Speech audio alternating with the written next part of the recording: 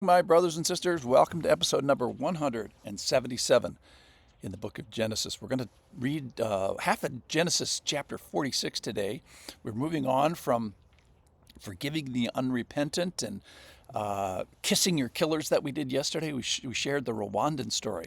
And today we're going to talk about Jacob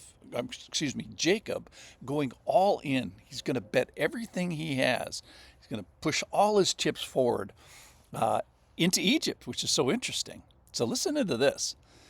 So he's been invited to Egypt by Joseph and the brothers. Here it is, 46, chapter 1.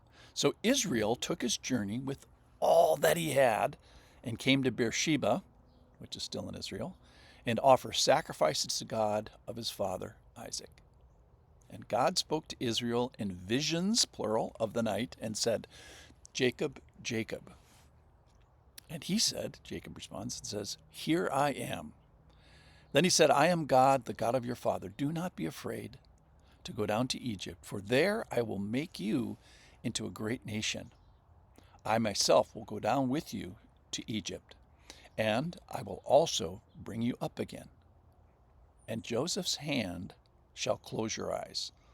So there's, he's referring to his death. So first of all, Beersheba. So when you talk about Israel, you talk about from Dan in the north to the Beersheba in the south. It's like saying from east to west. It's the last big city in southern Israel. And so he's heading south. He's in the last city of Abraham, and he takes everything. He takes it all, and he takes it for how long? For all time, because he's going to die in Egypt. Of interest, he's called both Jacob and Israel in this, so he is kind of bearing both of those names.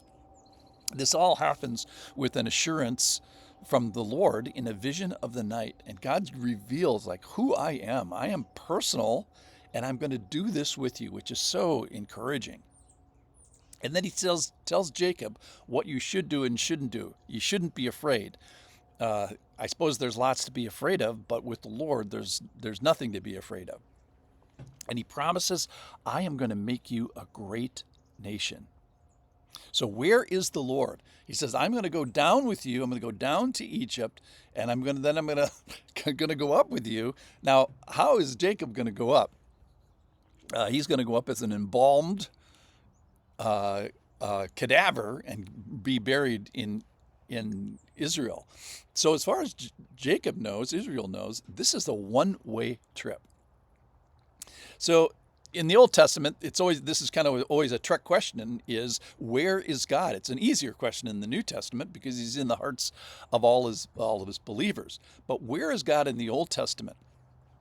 Well, in 1875 BC, God being with Joseph and God being with Jacob, God is mostly located in Egypt, which is kind of interesting. So how is this thing going to end? Jacob has not seen him for 20 years. He thought he was dead for all 20 years of that, except for the last couple of days. He says that I'm going to be with you until the end. How this is going to end? It's going to end with Jacob's death. So he's going to bring him up as a cadaver, embalmed, Egyptianly embalmed, and heading to Canaan. So I'm going to bring all of you guys, and the second idea with that is I'm going to bring you all out of Egypt with the Exodus. That's with Moses in to come. So God is looking with an individual eye, and he's looking also to a corporate eye. So what does Jacob go in with? He goes in with everything. He bets it all, his time, his talent, his treasure. He has every chip on the table. He is going all in. Okay, so then the next part I'll just summarize. This is starting in verse 5. Jacob sets out from Beersheba. He carries the sons and the little ones. So he's got children and he's got grandchildren in this list, possibly even some great-grandchildren. Reuben goes as firstborn, Simeon, Levi, Judah. One of Judah's sons is Perez. He's specifically mentioned. Why? Because he's the one that Christ comes from the lineage. Issachar, Zebulun, Mentions some daughters. Dino, you remember her? She was the one that was raped. And Gad and Asher, this, Dan, and at the end, in verse 26 and 27, all the persons belonging to Jacob who came to Egypt, who were his own descendants, not including Jacob's sons' wives, so he excludes the daughters in law, there were 66 persons in all. And the sons of Joseph who were born to him in Egypt were two. And all the persons of the house of Jacob who came into Egypt were 70. So, of interest, the nation of Israel, you could fit on 1.5 busloads. So, in conclusion, Jacob goes all in. Jacob goes all in during the fourth quarter of his life. Every dollar he has, every person he has, he brings his wholeheartedness to this. You can't say that Jacob had a divided heart at this point in his life. He's seen his family through difficult times: murder, prostitutes, rape, betrayal, slavery, famine. And he's following the calling and the presence of God no matter where it goes, even if it goes to Egypt. So if you follow the heart of God, you may end up in Egypt, but you're still going to be with God. So from this genealogy and accounting, the Lord knows those who are his. I think Jacob is a good example of leading and staying faithful for every minute of your life until they fill your veins with Egyptian or whatever brand embalming fluid.